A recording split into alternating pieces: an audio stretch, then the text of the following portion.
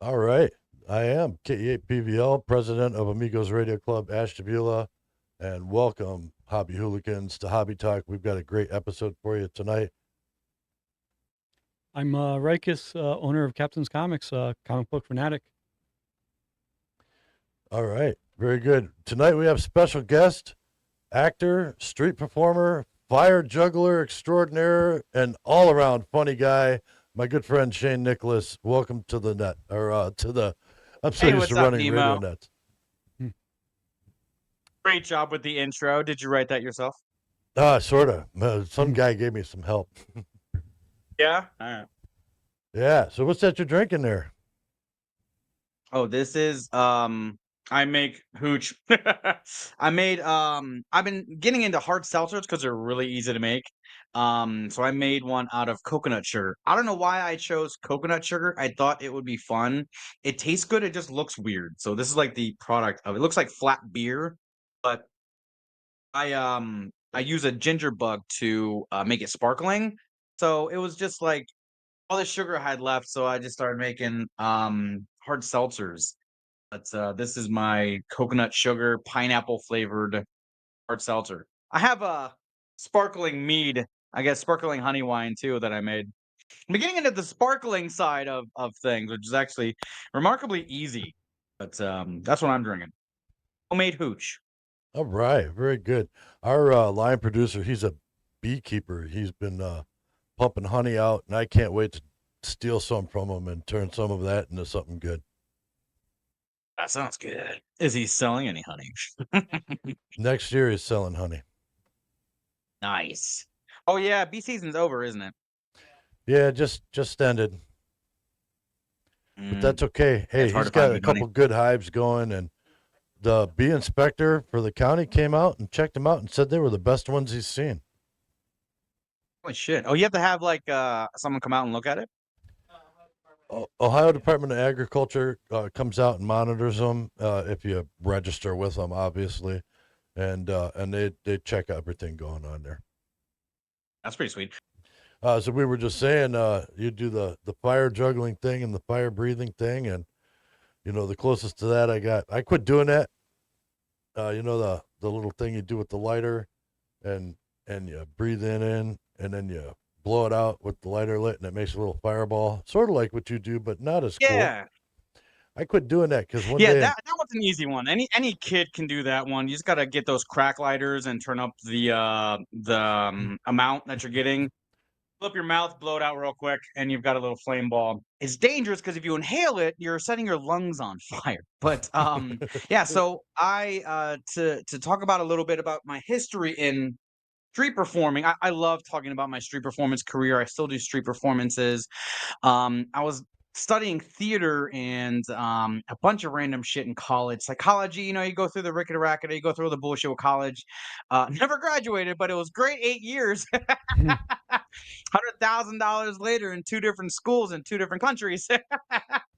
But as I was studying theater and film and performance art and everything that goes along with that, and I was like, well, I need something on my resume to make it stand out, to make me more interesting. That way, it's not just hiring an actor that knows acting. Like it just didn't make sense to me.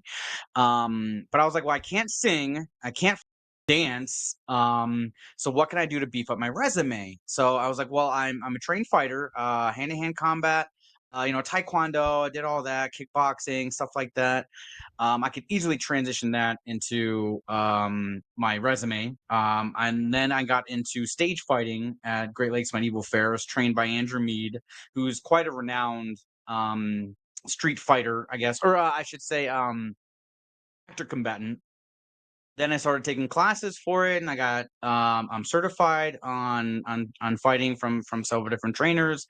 And then I went to New York and started doing street performances and corporate gigs for like fighting or whatever. Like they're literally corporate people would just hire random people to have. Like, you ever see Dinner for Schmucks? sure. Yep. So the premise of that movie is these rich people bring a crazy person there that has a unique or weird skill, and then they just make fun of that person. That's kind of a real thing in New York. So I'll pick up these corporate gigs, and they'll have us do these. these performances where we're fighting each other, we're jumping on tables or whatever. So I did a lot of that kind of stuff in New York in my undergrad, and I was studying film out there at the New York Film Academy. And while I was going to and from school, I would try and pick up gigs or whatever, street shows, whatever. And the TV is real big. TV and musical theater is real big in New York. Still to this day, it's a hot spot. So while I was doing a street show, I was outside of a theater, and these guys came up to me and were like, "Hey, are you one of the actors here? Like, do you perform at the theater or whatever?" I was at the MCC at the time, the Manhattan Class Company. I was like, "Yeah, that's me. I worked there, whatever, ABCD." And they're like, "Hey, come be in this show." I was like, "Oh, what show is that?" They're like, Law and Order." I was like, "Sure." Let me get involved in this. So I was an extra in Christopher Maloney's last 3 episodes when he was full time on the show. Um, then my contract in New York ended. I had a contract at the Manhattan Class Company. I was teaching high school kids theater. Um, and I finished at New York Film Academy. So I technically have a degree. It's like a Nerf dildo. It's fun to look at. But I got a directing degree and an acting degree at New York Film Academy. Like, you can double major, I guess. It's basically a trade school for film. It's accredited, it's all that shit. You don't have to go through like 6 years or whatever. I got basically an associate's degree in like 8 months in 2 different fields. One was acting for the screen and directing for the screen, which comes with some other caveats. You take like editing and some. This is when social media. This is 2011, so this is when social. This is before Vine. This is before short videos, before the 10-second videos and all that shit. This is before short form content became what it is today, where you build with reels. This was when like YouTube was still fucking brand new. So it was actors, porn stars, influencers. Like it was very like they didn't find influencers appealing in the acting realm. And I still don't think that they are, but they use them because they get a big following. So that's kind of my start into performing and street performing. I took much longer to get out than I expected, but No, that's all right.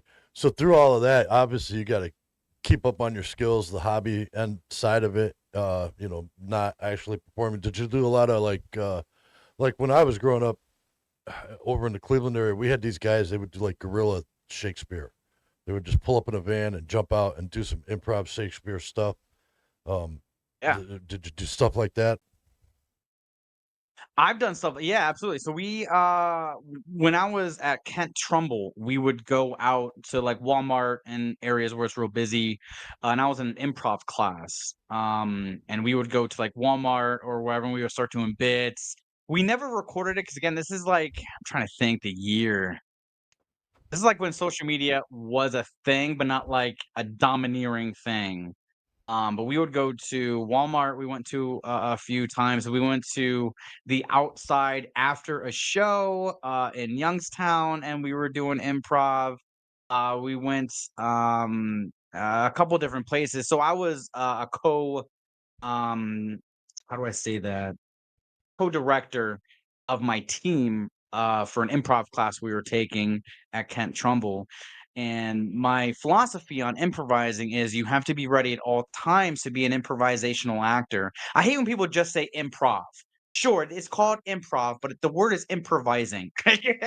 That's the fucking word. So I'm an improvisational type actor. I do a lot of improv. I think that's anyone who's in the performance art, regardless of what it is, you're gonna have to learn to improvise. And I think theater, acting, performance art is a gateway for anybody in any field to be able to talk with a crowd, and regardless of that crowd or the field. If you're trying to get a promotion in tech, if you're trying to get a new job in construction, I think taking some kind of performance art class will help with that because it's automatically going to arm you with the ability to talk in front of an audience. So while I was in this improvising class, I took our team and I was like, we got to go out and just do improv. We have to go out, we have to go to these busy areas, go in front of stores and improvise. Not? Like, let's take our skills to the next level and see if we can't get and maintain a crowd. And there would be people giving us tips, and we didn't know what to do with it. We were just like, thanks. Like, so we would get 20, 30, $40 tips. I think well, we did it out just before the opening of a show in Niles. We went to TNT and we were in the parking lot doing this. One of my friends, what's his name? Ben Gavitt is a director and actor in mostly local theater, really good actor. I hit him up and I was like, "Hey, are you doing this show up at TNT?" And he was like, "Yeah, yeah. Why? What's going on? Hey, I want to come up with my improv troupe and go in the parking lot and do whatever." And he's like, "Dude, bring it on." So we went out to Niles and we were in the parking lot and we were just doing our bits and doing whatever. Crowd was going nuts. We were having such. I couldn't get our whole team to come, but it was like 3 of us. So we went out there and we're just like doing whatever and doing all these crazy bits and we were doing we did do Devil on My Shoulder, which was cool, but we did it like a therapist talking to a guy with a devil on his shoulder. We did variations of if you've ever seen, I'm sure you've seen Whose Line Is It Anyway? Sure, Yep. sure. There's like 3 different people that ran it for like over 15 years. The UK had it, came to the US. They did 2 different tours of that for like 15 years. Awesome. You know how they do the line shows where they come in and do something and come out, or there's a line, they step forward and do a bit and go back in line. We did stuff like that. But yeah, we definitely went out and got our chops. Earned our chops. We ended up winning too. We had an option in the class to do an exhibition, which is just we just present improv as 2 groups, or we could do competition where we could put ourselves to the test and see who would come out on top. And of course, our team won, I guess. We went to Walmart parking lot and started doing improv for people as they were coming out. Security came and they started laughing at us. We're like, "Hey guys, we do have to ask you to leave. We love what you're doing. It's really funny, but if you don't mind, if you guys could, basically as friendly as they could say, fuck off." Like, Yeah, me and a friend of mine, Kyle, we used to call him Sickness. He was all decked out in like gothic punk gear. He was a little shorter than you, and we used to go walking around and together and party together. And we would just do this thing randomly where he would just attack me and try and knock me down and stuff, and then I'd start hammering him real good on the head, and people would stare and look at us, and I'd throw him into the car, whatever car or park bench or whatever was right next. And then he'd charge me again, and I'd grab him, pick him up, spin him around, and everybody, nobody Jesus knew what to Christ. think. Everybody would just walk away. That's a that's Nemo. That is not the kind of improvising I was talking about, but that sounds just as fun as long as whoever has the black eye gets the beer bought for them. So whoever Absolutely. has blood, whoever has the bruises, gets the free booze. Just saying. That would be my caveat. I was like, if you're gonna fucking attack me randomly in a parking lot, throw me against a car, buy me a beer first. My hair, I hate this. So how about Yeah, buy me a beer before you how about arguably like sexually assault me. Go ahead. RPGs, role playing games, stuff like that? Does that tie into what you do as a practice? Um, so I'm sorry. Say your question again. I'm sorry. I caught So some like of it, but my ADHD. okay, so like live action role playing is really like improv acting, situational improv Is acting. Does that tie into it? not particularly, but there's definitely an element to it. With LARPing, if that's what you're talking about, live action role play, there's normally some kind of shtick, like pre-written shtick, and then the rest is all just fighting and hitting each other with like foam weapons. There's definitely an element to improvising there, but I would say it's very limited. It's very minimal, with the exception of like how you talk to other people in character when you're not fighting. There is definitely that element to it, but it's extremely minimal. I would say if you go to any medieval fair where there's a decent street cast, there you're going to see some real improvising. We call them lotsies, small lotsies, big lotsies, whatever. Lotsies, I think it's a French word. I can't remember what it means, but basically, lotsie is like a bit. It's where you create a bit on the street. And there's passive lotsies where you're just sitting there in character and you're just like eating food and you're like pretending to be bored or you're in love. Um, then there's the just regular lotsies. Now, again, the word what the word translates to escapes me, but you actually create an entire world for someone. Now, I remember this one bit this guy did, and he was such a talented improviser, but he was always pirates. He was on the spectrum, and I think he had Asperger's or some shit like that. But he was such a actor, man. Not a great actor combatant, but he's the guy like in wrestling, the journeyman that would get beat up all the time, but like get up and he's like all riled up or whatever. You know, he's got really good bits. Like he's someone very memorable. And at the time, I was one of the lead supporting characters. I'm not a lead, but I was like the antagonist, like the main antagonist. I played Rumpelstiltskin, so we are doing kind of like this Brothers Grimm themed thing where we do like Into the Woods style, where there's multiple storylines of multiple different characters that kind of collaborate into one storyline. So it's a bunch of linear, so basically an episodic, weird kind of thing. So we started this bit. Forgive me, I go off on these weird tangents, but we were doing this bit, and he got this small crowd of people. It's like 10 people, and middle of the day, it's starting to get really gloomy. It's about to rain, and he's doing this like pirate bit, and I had to help bless it and then do whatever because I was this magical person. I was Rumpelstiltskin, so I had to give him the twine or whatever the gold to do this spell. And he was the total lead in the whole fucking bit. And he was like, I'm gonna ask my friend Rumpelstiltskin to give me the gold I need to cast this spell. I'm gonna take this wonderful, amazing, one-of-a-kind plant. And he had like a dandelion or some shit. And he took the little gold twine and wrapped it up and threw it in this puddle. And right after he threw it into the puddle, the sun came out. And like the whole like this small group of people were like looking around like they were like just walked into a room and see the sun for the first fucking time. Like it was such a good timed bit. Like and he was like, I had 2 hours for that. I was like, if the sun came out, it was great. Wasn't expecting that, but if it didn't, I was like, oh suck, and then we were just gonna go. Like but yeah, I would say in medieval fairs you're gonna see some decent acting, mostly from the independent shows 'cause they get paid to be there. They also get, like, tips. So, like, they're really working for their money. They're really trying to get people to come to their shows. They're trying to get people to enjoy the festivities, buy food, whatever. So you'll see a lot of great improvising with a lot of independent acts at medieval fairs. Because 'cause I've been to, like, 4 or 5 different, medieval fairs, like, just within the northeast part of the country. So, like, I've been to Florida, which is in Florida. Went to Ohio Round, which is really good. It's an up and coming one. It's probably been around about 10 years. Obviously, I've been in Great Lakes. I used to work for them. I was an entertainment director. I was an actor there. I was a street performer there. So I've done a bunch of different things within just the realm of street performances for like medieval fairs, which is still a pretty popular thing. People love They're 12th century growing. history. New Yeah, they're York, I've been in New definitely York because they growing. have a great Renaissance fair, really good. They do some more dangerous shit. They have jousting. We used to have jousting in Ohio, but Did I they haven't seen it in bring a while. jousting back? Hmm? Did they bring jousting back? Oh, Great Lakes? Yeah, they did. Trying to think who does it. Yes, they did. I don't think it's they did. It's not great. Because I It's I went good. years ago, and that really turned me on to it, and I was going back every year, and then one year I showed up and it wasn't there anymore. Yeah, you couldn't afford them.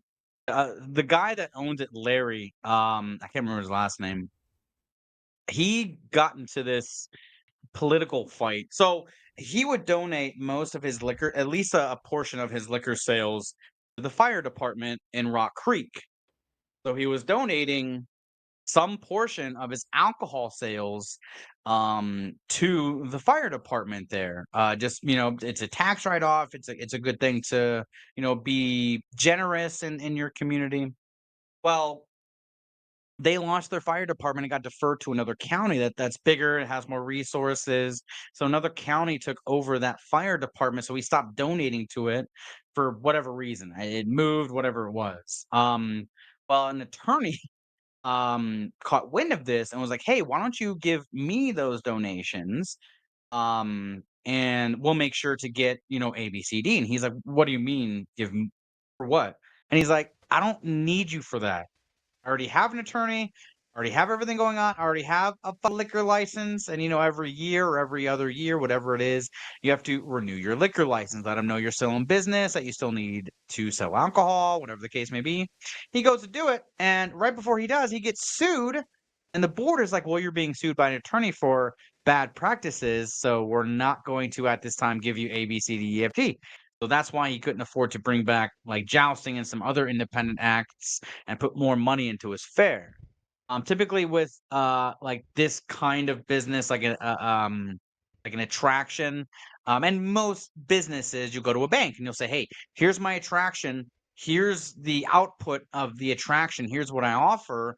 What would you give me to continue that and put more money into it and reinvest in whatever?"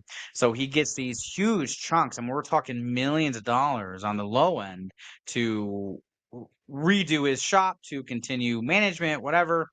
Well, obviously, with him being sued and all that, now they're giving him less money, and he's getting choked up all the time. So, Great Lakes takes a hit. So that's kind of why jousting wasn't there for a while. They brought it back, but it was because the attorney just kind of started backing off. But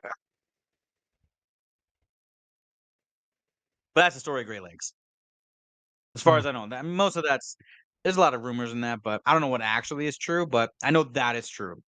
That there was some kind of uh contention with him and this attorney, and he couldn't really prove that the attorney was trying to hustle him. He didn't have anything recorded than what he was saying, but I don't know. So, oh man, I forgot my next question. That's okay. How long have you been part of the medieval fair, the Great Lakes part? Fair enough. So I started in 2012. I just got back from New York. I worked for them for 2 years. Took a year off. Went to come back around 2016.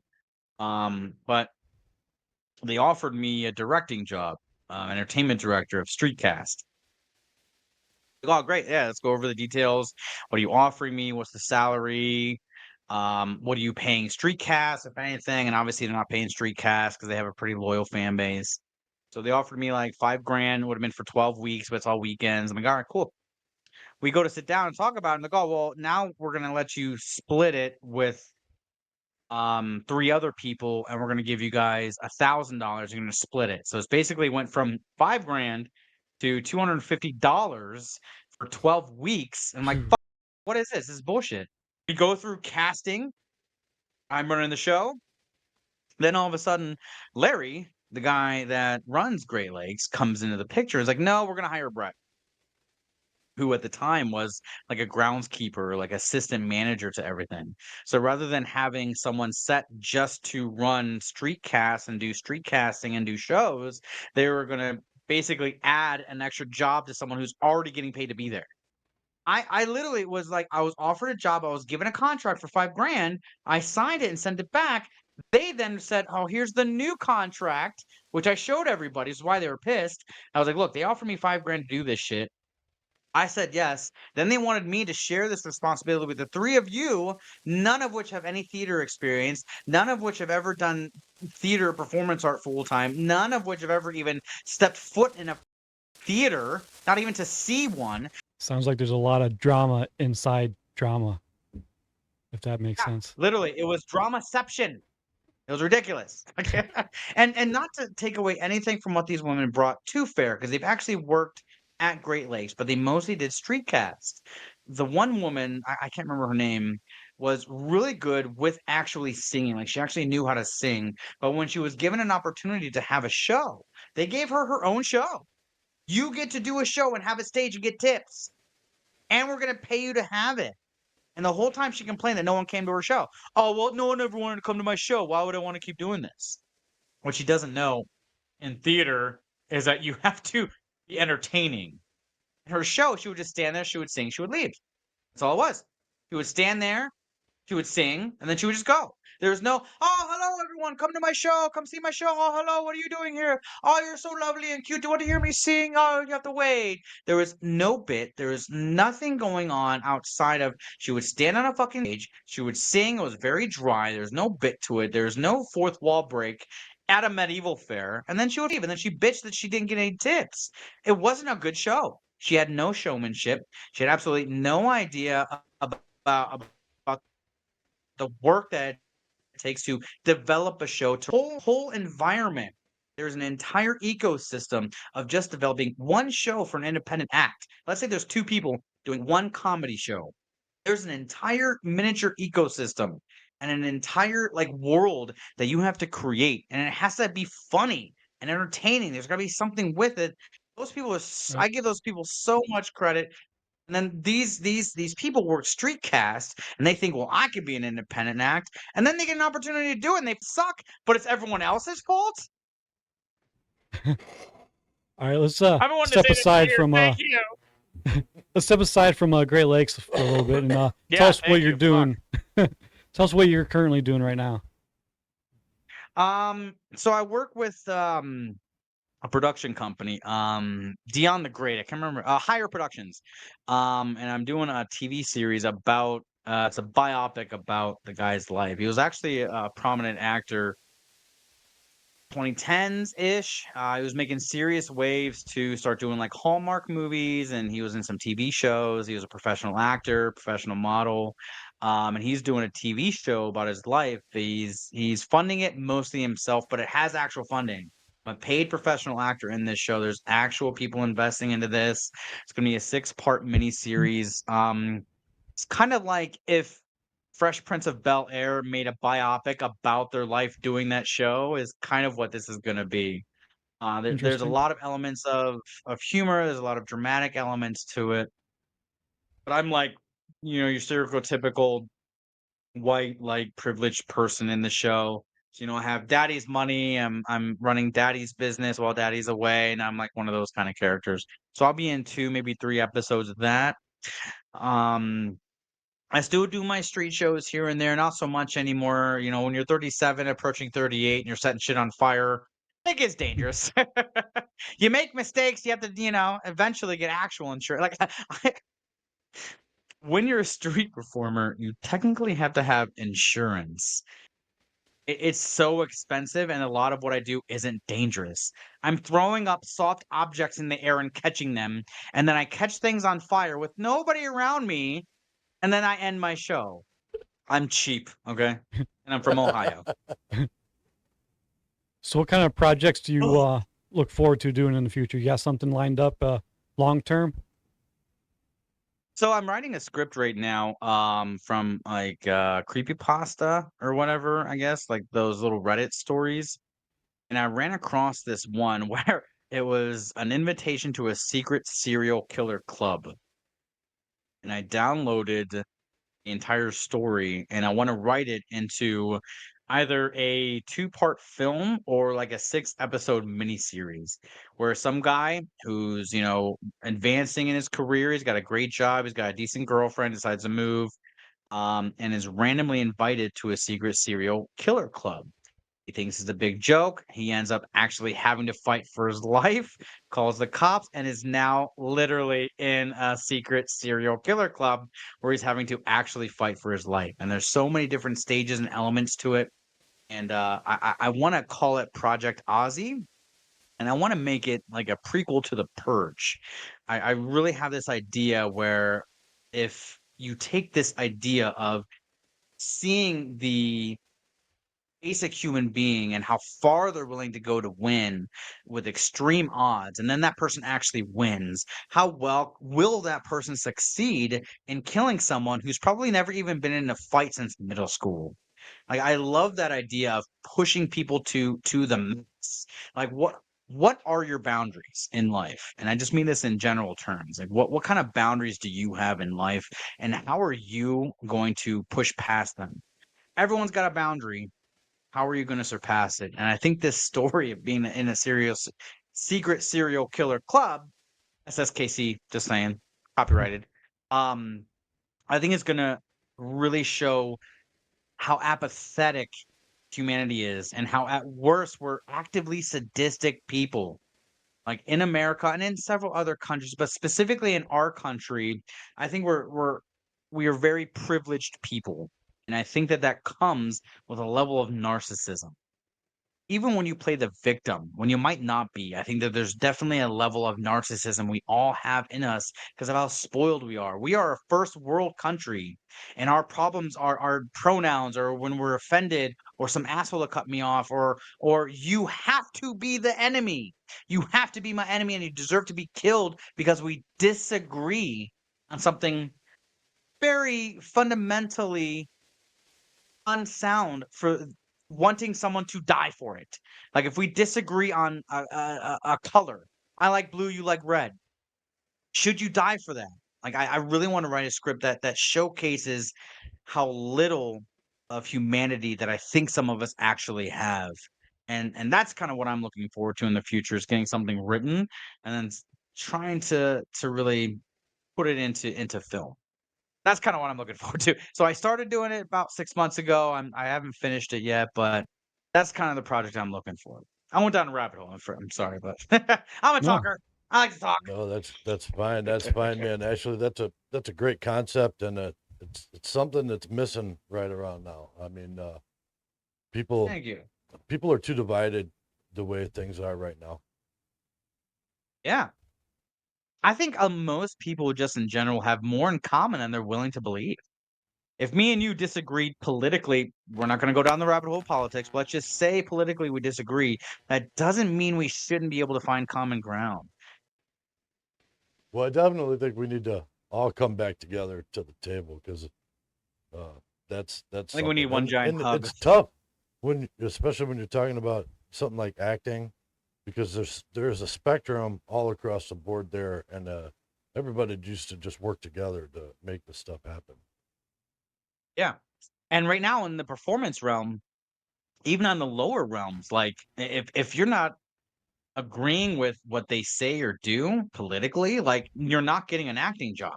It used to be that you can be a performer and you can be Republican. You can be a performer, you can be a Democrat. You can be conservative, left, middle, whatever. It didn't matter. This was 90s, mind you, 90s, early 2000s, where you could easily oppose a certain side and still get work. Maybe you don't work with all the cool directors, but you're going to work with some, and you're still going to have a job. Nowadays, if you're not just straight staunched views that you may disagree with, you're not going to have a job tomorrow. You'll get fired from your current job. And that's how it is now in the entertainment industry. So for anybody listening to this, if you're not willing to love that ringtone, but if you're not willing to sacrifice your own moral compass to be a performer, you're not going to be a performer and make money. You're going to be doing community work, you're going to be hiding your values, you're going to be working with people that don't pay dick. Like it's going to be a racket that it's not even going to be worth it. All right. Well, so we've been on the dark side of the acting career for a little while now. What's some good bright points from you? Thank you. I will say, for anyone that does want to get into the industry, keep your politics out of it. Just keep your complete politics out of it. Obviously, be very, very careful once you start making a name for yourself, who you date and who you're with. Record everything. Make sure you have pictures. I know that's weird talking about acting and like how you're dating, but for men, a rite of passage for men that are getting rich and famous is you're going to have some kind of sexual assault charge.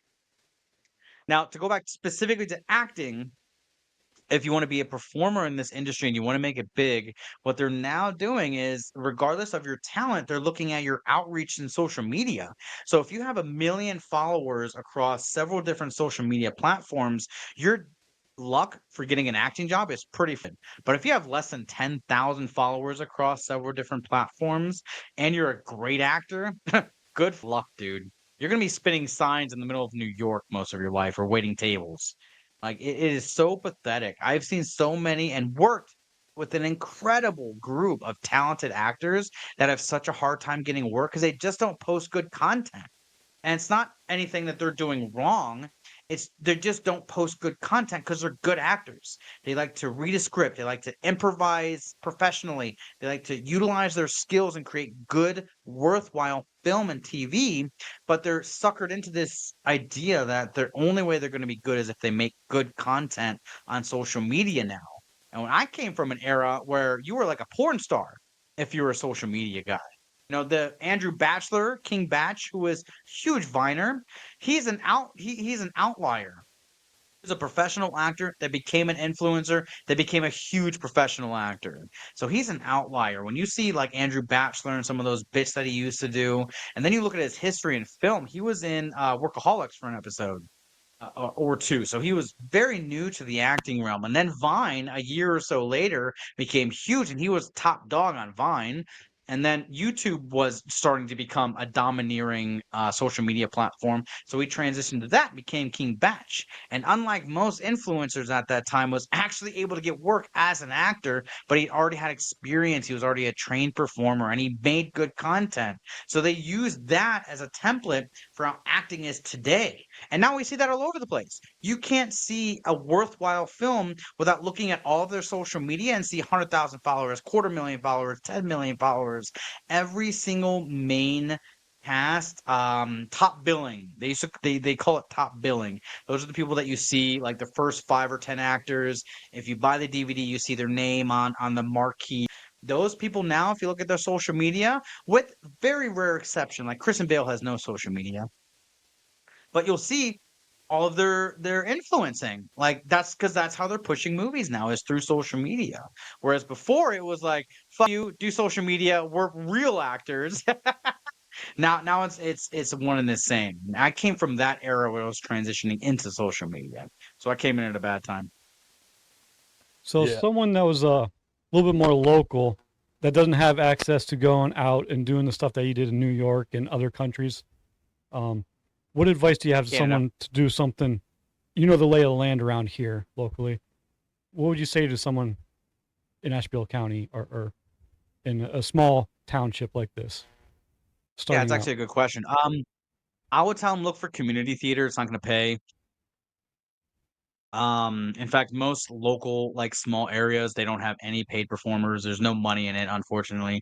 But if you're just looking to get experience and have fun, definitely find a local theater. Like if you go on any search engine and just look up local theater near me, you're gonna find something. And they're gonna be looking for someone to be a part of a show.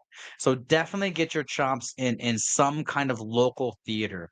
And if you're getting roles, if people are taking you seriously, if you're getting comfortable with it, go to Cleveland. Definitely start in Cleveland. There's the Cleveland Playhouse. They hire professional actors.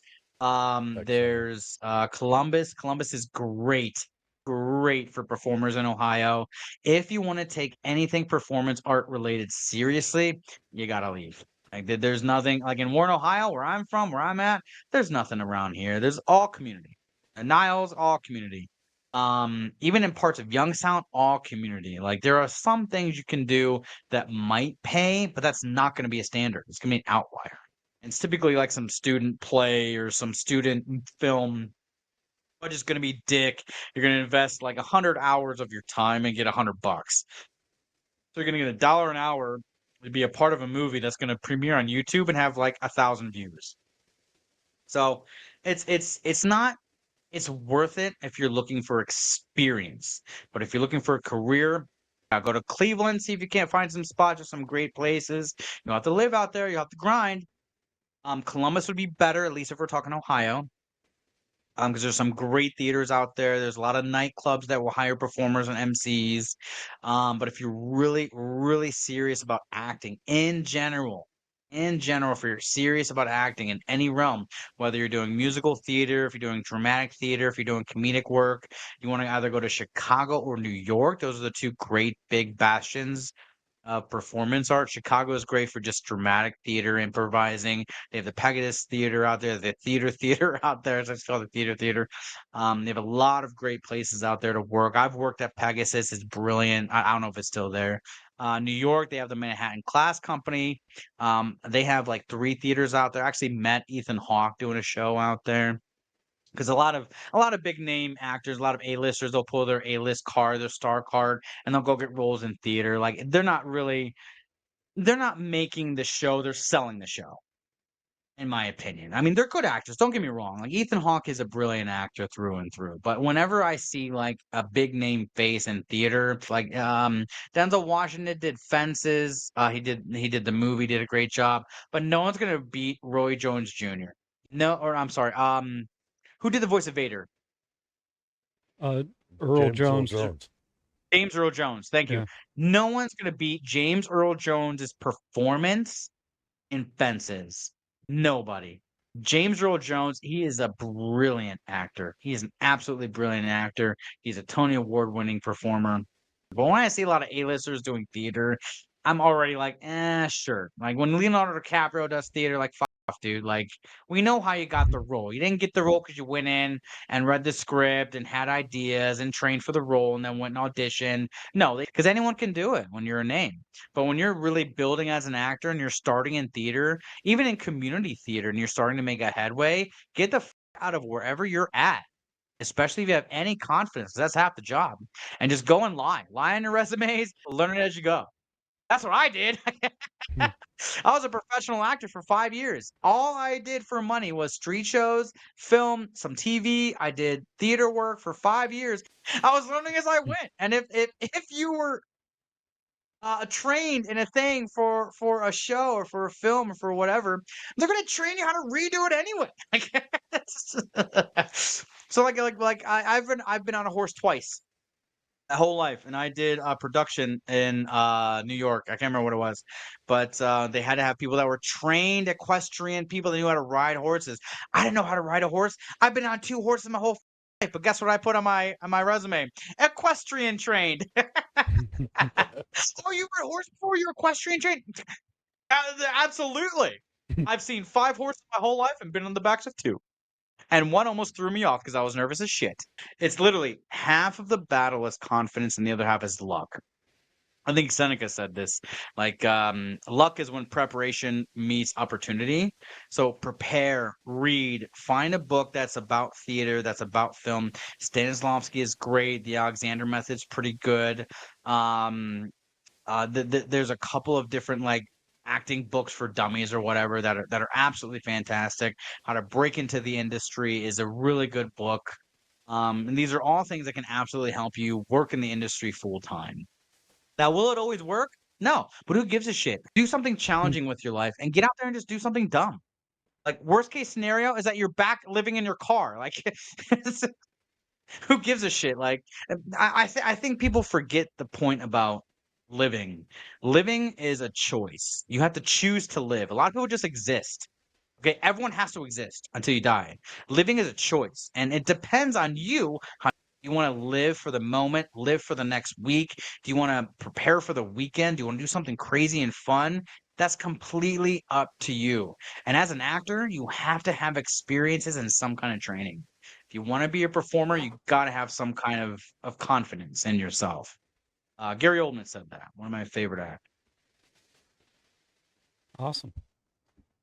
All right. Well, I think we got to wrap it up here, because that's pushing our time limit. But Shane, man, thank you Oh, for my bad. joining us. Okay. No, you're good, man. You gave us a plenty of. They got to scrape my line producer up off the floor. He's been laughing so hard. Hopefully, we don't leave too much of this reel on the floor, man. I want to do you some justice, but we are a YouTube show. Oh shit. My bad. Oh, I didn't know this was on YouTube. You did say that you were gonna. You did say that you were No, gonna. I said the like hard 3. R word a lot. Yeah, that's all My right. bad. It's YouTube. I We'll figure it out. apologize. Yeah. Well, next time I'll know. Good having you, man. Good seeing you. Thanks for coming on. Yeah, it it's was been great. I fun. had a blast, man. Hey, where can people find you? You can check me out on Instagram at shaner.artisdead. That's pretty much it. That's where I post. I forward things on my Facebook, but they just shaner.artisdead on Instagram, man. All right, very good, man. Well, Well, say hello to everybody I know down there in Youngstown area, and thanks for joining will. us tonight, man. Thanks for having me, guys. It was a real pleasure. Yeah, it's been fun. All right, sounds good. Rikus, take care. Nima, always a pleasure. Everyone else on the Ashtabula Hobby Talk. All right, y'all, take care. I'm out of here. Take care. It was a pleasure.